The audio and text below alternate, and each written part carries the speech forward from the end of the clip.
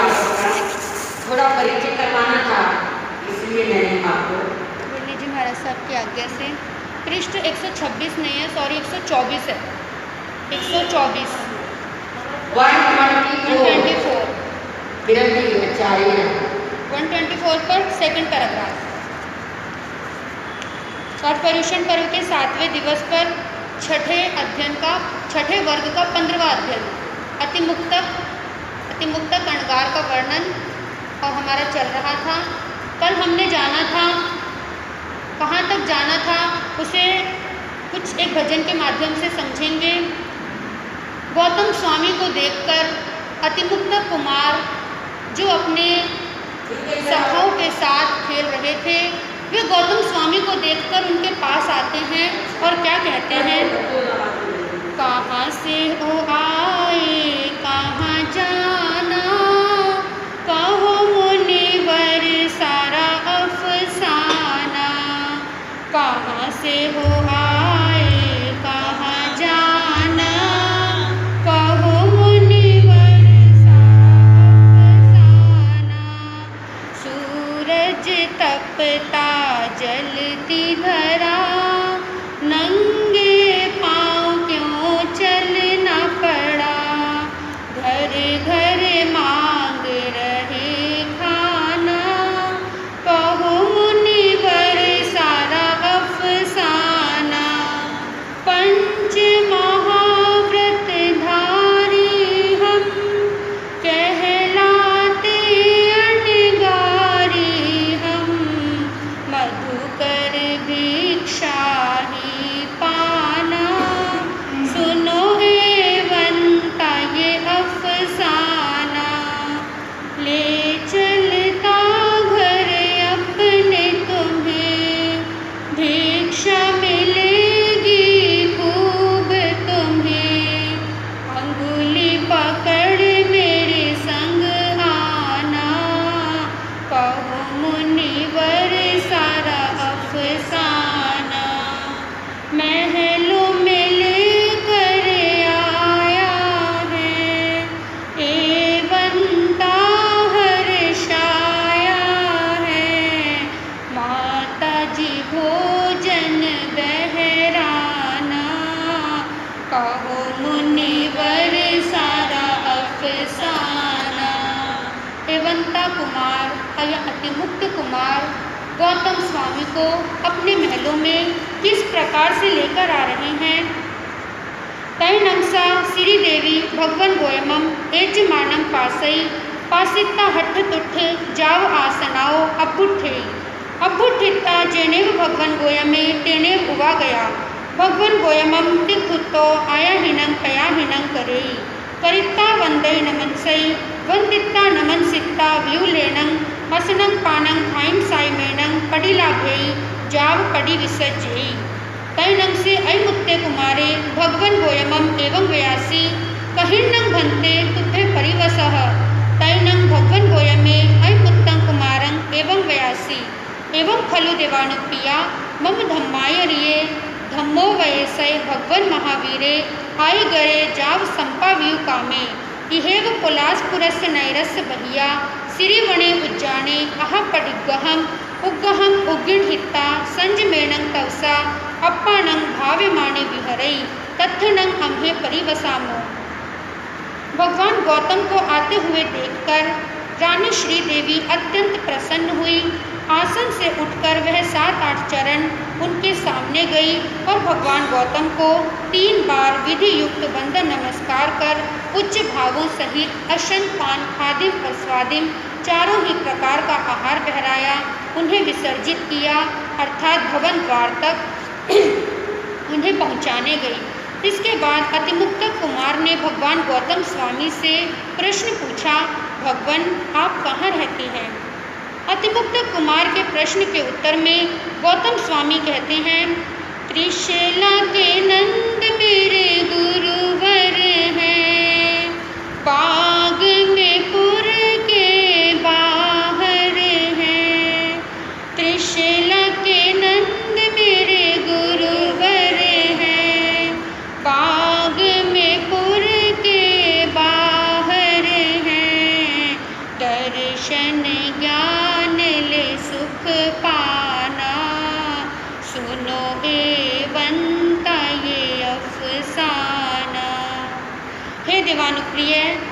धर्माचार्य, धर्मोपदेशक, धर्म की आदि करने वाले, यावत मोक्ष के कामी श्रमण भगवान महावीर स्वामी इसी कोलासपुर नगर के बाहर श्री वन उद्यान में कल्पानुसार अवग्रह लेकर तप संयम से आत्मा को भावित करते हुए विराजते हैं। मैं वहीं उन्हीं के पास रहता हूँ। यहाँ पर शब्द आया है धर्म की आदि करने वाले। एक दृष्टि से देखा जाए तो धर्म की आदि करने वाले तो ऋषभदेव भगवान भी एक दृष्टि से कहा जाता है, दूसरी दृष्टि से तो धर्म की आदि है ही नहीं, क्योंकि यह धर्म अनादि से है। तो धर्म की आदि यहाँ पर किस अपेक्षा से कहा कि कोई भी तीर्थंकर जब जन्म लेते हैं, केवल ज्ञान प्राप्त करते हैं, केवल ज्ञान प्रकट होने के बाद जो पूर्व के तीर्थंकर होते हैं उनका शासन विच्छेद हो जाता है और नए तीर्थंकर का शासन प्रारंभ होता है। तो नए शासन के प्रारंभ की अपेक्षा से यहाँ पर आया धर्म की आदि करने वाले, किंतु इसका अर्थ ये नहीं कि भगवान महावीर से ही धर्म का प्रारंभ हुआ है। तो गौतम स्वामी ने बताया कि मैं भगवान महावीर के पास रहता हूँ। श्रीवन उद्यान में इस समय हम विराजे हुए हैं। तैनंग से अयमुत्ते कुमारे भगवन गोयमम एवं व्यासी गच्छामि न भन्ते अहम तुभ्येहिं सद्धिं समनं भगवन महावीरं पाय वंदे अहासुहं देवानुप्रिया। तैनंग से अयमुत्ते कुमारे गोयमेनं सद्धिं जेनेव समने भगवन महावीरे तेनेव उवागच्छिता समनं भगवन महावीरं दिक्खुतो आयाहीनं पयाहीनं करिता वंदे जाव पज्जुवासई। तैनंग भगवन गोयमे जेनेव समने भगवन महावीरे तेनेव उवा गए जाव पड़ी दंसिता संजमेनं तवसा अपानं भावे माने विहरई। यह सुनकर अतिमुक्तक कुमार ने कहा, हे भगवान, मैं भी आपके साथ भगवान को वंदन नमस्कार करने के लिए जाना चाहता हूँ। गौतम स्वामी ने कहा, हे देवानुप्रिय, जैसा तुम्हें सुख हो वैसा करो। तब अतिमुक्तक कुमार गौतम स्वामी के साथ श्रमण भगवान महावीर स्वामी के समीप गए और 3 बार विधि युक्त वंदन नमस्कार करके परिउपासना करने लगे। गौतम स्वामी श्रमण भगवान महावीर स्वामी के समीप आए और आहार दिखाया। आहार पानी कर लेने के बाद संयम और तप से आत्मा को भावित करते हुए विचरने लगे। तैनंग से समने भगवान महावीरे अयमुत्तस्य कुमारस्य धम्म कहा। तैनंग से अयमुत्ते कुमारे समनस्य भगवो महावीरस्य अंतिये धम्मम सोचा निसम्मम हठ तुठ जंग नवरंग देवानुप्रिया। अम्मा पियरो आपुच्छामी तैनंग अहं देवानुप्रियानं अंतिये जाव पवयामी अहासुहं देवानुप्रिया माँ पड़िबंधम करेह। श्रमण भगवान महावीर स्वामी ने अतिमुक्तक कुमार को धर्म कथा कही। धर्म कथा सुनकर अतिमुक्तक कुमार अत्यंत हृष्ट तुष्ट होकर बोले, हे भगवान, मैं अपने माता पिता की आज्ञा लेकर आपके पास दीक्षा लेना चाहता हूँ। भगवान ने कहा, हे देवानुप्रिय, जैसा तुम्हें सुख हो वैसा करो, धर्म कार्य में प्रमाद मत करो। तैनंग से अयमुत्ते कुमारे जेनेव अम्मा पियरो तेनेव उवा गए जाव पवैते अयमुत्तं कुमारं अम्मा पियरो एवं व्यासी बालेसी तावत मम पुत्ता असंबुद्धेसी तुमम पुत्ता किन्नम तुम जानासी धम्मम। तैनंग अयमुत्ते कुमारे अम्मा पियरो एवं व्यासी एवं खलु अहम अम्मियाओ जंग चेव जानामि तं चेव न जानामि जंग चेव न जानामि तं चेव जानामि। तैनंग अयमुत्तं कुमारं अम्मा पियरो एवं व्यासी कहं नंग तुमम पुत्ता जंग चेव जानासी तं चेव न जानासी जंग चेव न जानासी तं चेव जानासी। श्रमण भगवान महावीर स्वामी के समीप वैराग्य भाव उत्पन्न हुआ और वैराग्य होने के पश्चात वे अपने माता पिता के पास आकर क्या कहते हैं, सुन के देश ना ज्ञान जगा त्याग मार्ग में हृदय रंगा। सुन के देश ना ज्ञान जगा त्याग मार्ग में हृदय रंगा। दीक्षा लूं जन्म का फल पाना सुनो माँ आज्ञा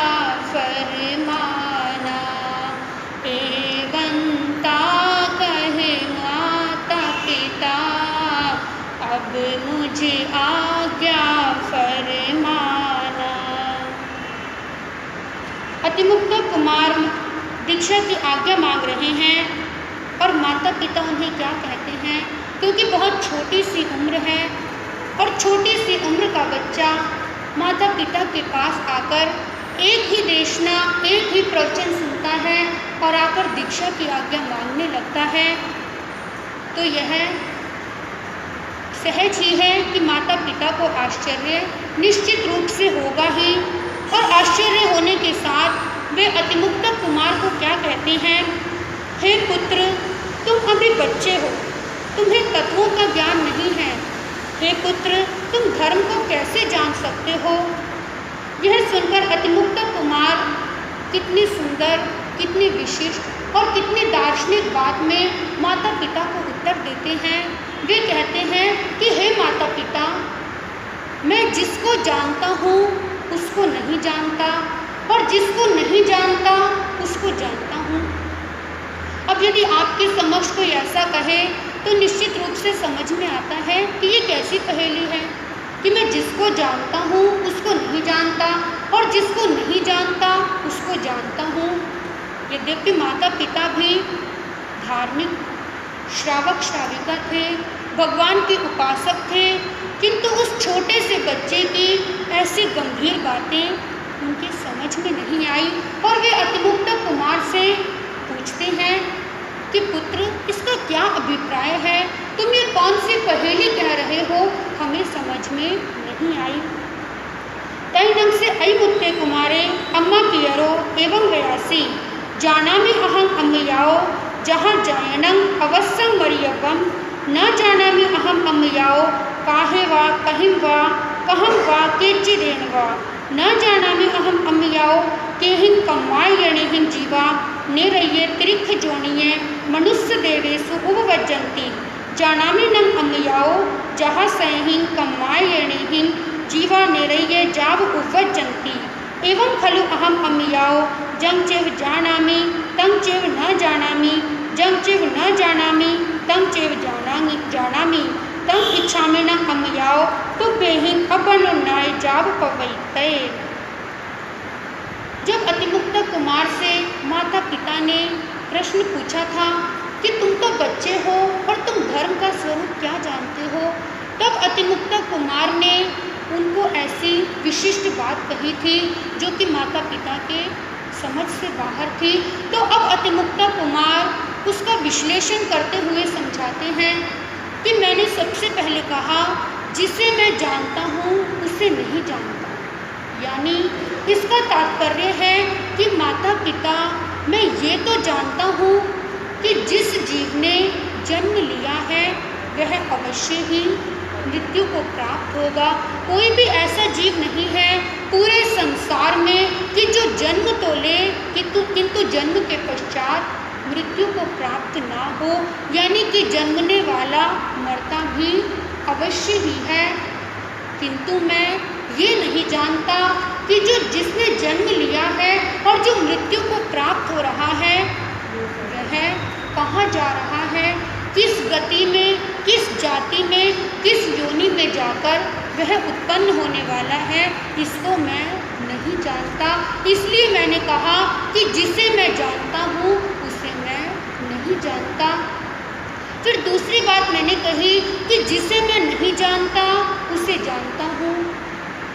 तो इसका तात्पर्य क्या है कि माता पिता, मैं ये तो नहीं जानता कि जीव किन कर्मों के कारण अपने कौन से कार्यों से और किस गति में जाता है, कैसे कार्य करने से वह नरक में उत्पन्न होता है, किन कर्मों से वह त्रियंच योनि में जाता है और किन कर्मों से मनुष्य या देव बनता है, यानी किस गति में किस कर्मों के कारण जाता है, यह मैं नहीं जानता।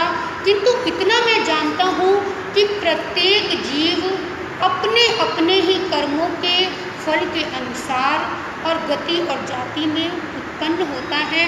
वह जिस गति में गया है, जिस भव में गया है, उसमें जाने का कारण उसके अपने ही कर्म है, कोई दूसरा कर्म नहीं है। किंतु ये मुझे नहीं पता कि वो कौन से कर्म है और कौन से ऐसे कार्य हैं। इसीलिए मैंने कहा कि जिसको मैं नहीं जानता उसको मैं जानता हूँ। तो इसका विश्लेषण कितना गंभीर और कितना गहन है। और कौन कह रहा है? एक छोटा सा 6-7 वर्ष का बालक 7-8 वर्ष की उम्र में, और एक देशना सुनकर उसको कितना गंभीर, कितना गहन और कितना सूक्ष्म ज्ञान प्राप्त हुआ है। ये कहें कि उसे सार समझ में आ गया, धर्म का तत्व का सार समझ में आया, और इसी कारण से अभ्यंतर में वैराग्य भावना जागृत हुई और माता पिता के समीप दीक्षा लेने के लिए वह पहुंच गया। तो अब उसकी बातें सुनकर माता पिता उसे क्या कहते हैं? अपनी तरफ से उसने जो कहा, और उससे वह माता पिता से अब कह रहा है कि ये मैंने धर्म का सार समझा है, तो अब माता पिता आप मुझे दीक्षा की आज्ञा प्रदान करें। मैं भगवान महावीर के समीप दीक्षा लेना चाहता हूँ।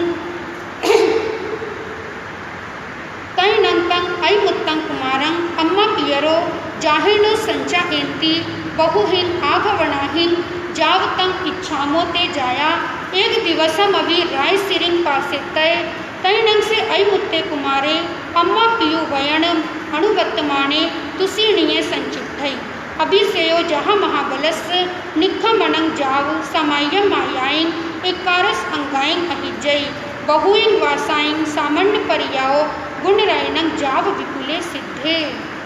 अतिमुक्त की बातें सुनकर और माता पिता ये तो समझ गए कि अतिमुक्त कुमार का वैराग्य और उसका ज्ञान, उसकी समझ वास्तव में बिल्कुल सम्यक है, बिल्कुल सही है। किंतु फिर भी जब पुत्र इतनी छोटी वय में दीक्षा लेना चाहता है, तो माता पिता का यह कर्तव्य भी है।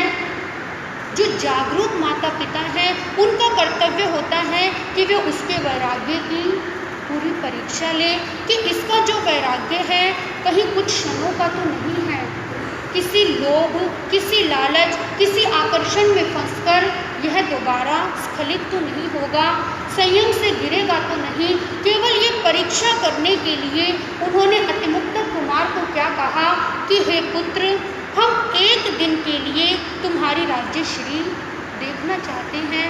यानी वे एक दिन के लिए उसे राजा बनाना चाहते थे। इसके पीछे उनका मंतव्य था कि यदि इसका वैराग्य हल्का होगा तो इस राज्य का लोभ पाकर, इतने बड़े राज्य का स्वामी बनकर यह स्वयं ही दीक्षा से इनकार कर देगा, और यदि वैराग्य पक्का होगा तो राज्य प्राप्त करने के बाद भी यह अपने निश्चय पर अडिग रहेगा। तो ऐसी परीक्षा करने के लिए जब माता पिता ने उसके सामने ऐसा प्रस्ताव रखा तो अतिमुक्त कुमार मौन रहे। मौन का कारण था कि मैं दीक्षा तो लेना चाहता हूँ, किंतु ये माता पिता भी जो मेरी परीक्षा करना चाहें, जो इनके मन की इच्छा हो वह पूरी हो जाए, इसीलिए वे मौन रहे। और माता पिता ने उनकी एक दिन के लिए उसे राज्य पद पर नियुक्त किया। जैसे गज सुकुमार अणगार को देवकी महारानी श्री कृष्ण वासुदेव राजा वसुदेव ने त्रिखंड का अधिपति ऐसे राज्य सिंहासन पर उन्हें बिठाया था, इसी प्रकार से अतिमुक्त कुमार का राज्याभिषेक हुआ।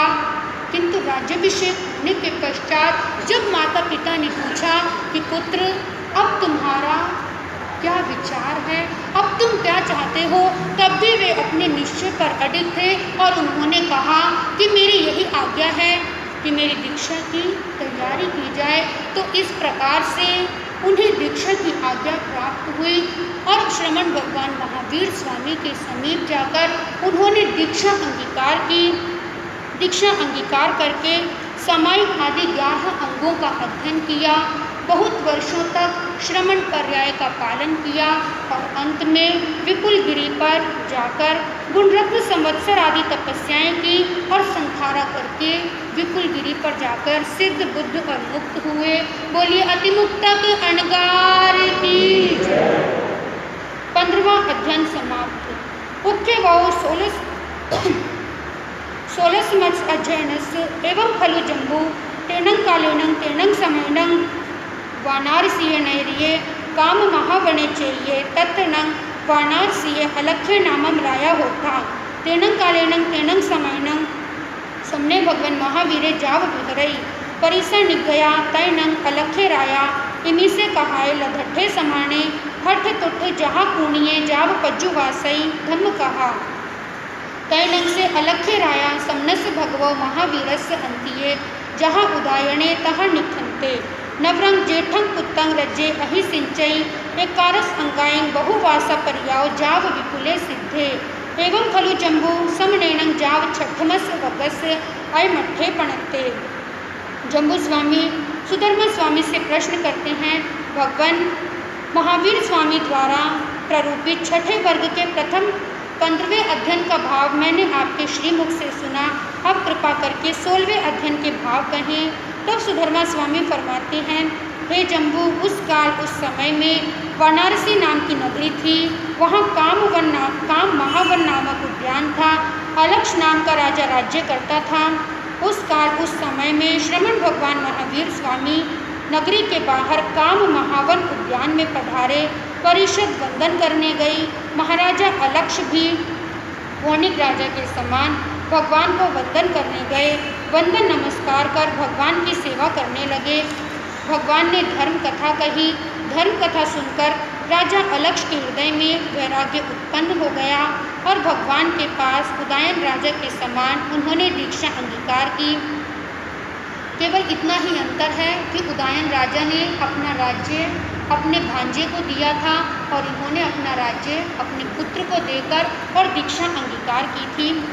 11 अंगों का अध्ययन किया। बहुत वर्षों तक चारित्र पर्याय का पालन किया और विपुल गिरी पर सिद्ध हुए।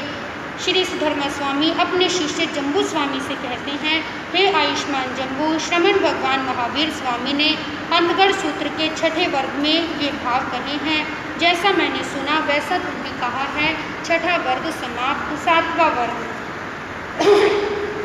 जैन घंटे सप्तमस वगस उखे बहु जाग तेरस अध्ययना पणता तंजहा नंदातः नंद वै नंदोत्तर नंद सेनिया चेव मरुयासु मरुया महा मरुया मरु देवाय अठमा भद्दाय सुभद्दाय सुजाय सुमनाय भूय दिम्नाय बोधवा सेनीय भजन नामायं जैनं भन्ते तेरस अध्ययना पणता पढ़मस्य नंग भन्ते अध्ययनस सम्नेनं जाव संपत्तेनं के अठे पणत्ते एवं खलु जम्बू तेनं कालेनं तेनं समयनं राय गिह नैरे गुणशिलै चेये सेणीय राया वन्नौ तस्य नंग सेणीयस्य रन्नो नंदा नामे देवी होथा वन्नौ सामी समूसढ़े परिसर निगया तय नंगसा नंदा देवी इमी से कहाए लधट्ठा समाना जा हठ तुट्ठा